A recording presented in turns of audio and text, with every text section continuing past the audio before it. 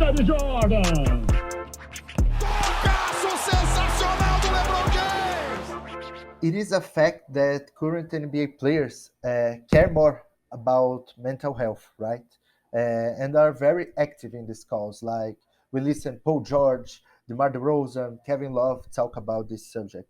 Do you consider yourself a pioneer for having this flag, for standing this flag? Like, how do you think this matter evolved, not only in the NBA but as a society? As the NBA, I was the first one to come out with mental health issues and concerns, and I reached out and got help. My next to youngest daughter, Dr. Shakira Haywood, she is a psychiatrist, Oh, nice to hear. and so she now works for the NBA Players Association, the union.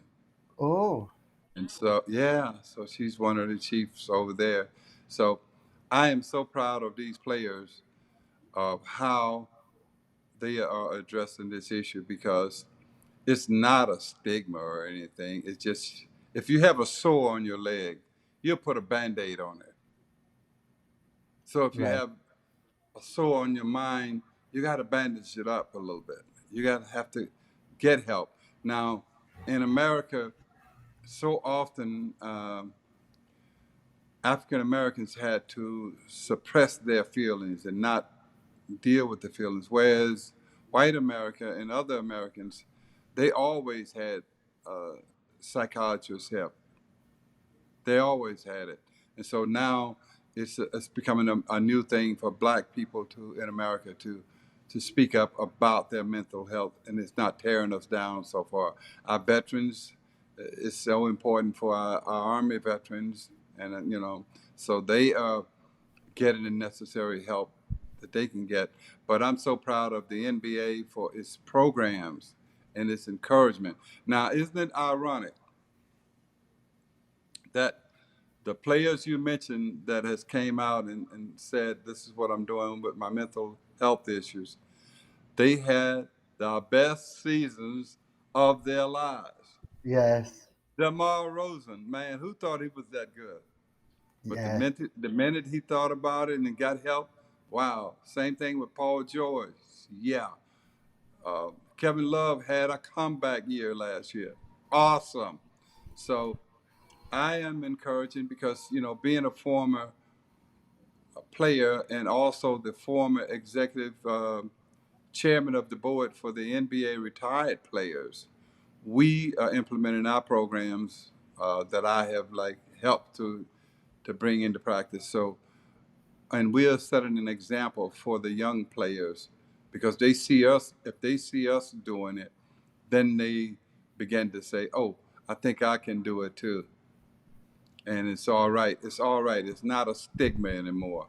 And I'm so happy for that because we're all people, whether you're in Brazil, America, or France, England, we all need to address these issues. Otherwise, you'll end up storming the Congress. No, yes, for sure.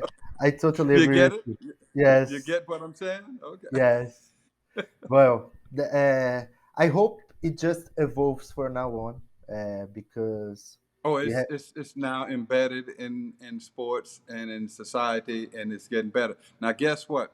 I just left um, Colorado Springs for the U.S. Olympics, Hall of Fame. and the U.S. Olympics we had our Hall of Fame like this past weekend.